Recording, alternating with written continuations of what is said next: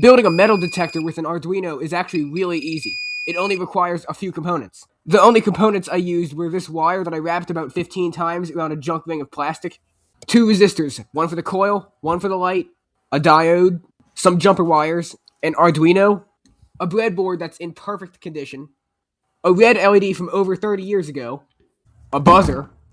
Not this one. This one's too big. I'm using the normal sized one. And finally, a 100 nanofarad ceramic capacitor.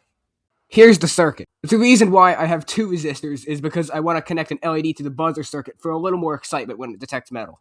This circuit works because the coil's alternating magnetic field induces eddy currents in the nearby metal, and the Arduino detects the resulting change in the coil's signal. When I built the circuit, I kept getting constant false readings.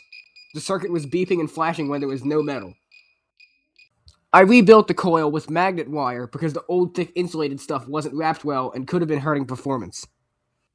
The new magnet wire gives much less false readings and detects metal better than the old wire. It still randomly starts screaming at me, but I will try to make improvements and increase sensitivity in future videos.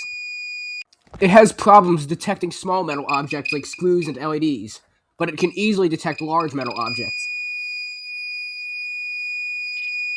If you would like to see more of my fun projects, click the playlist on the left.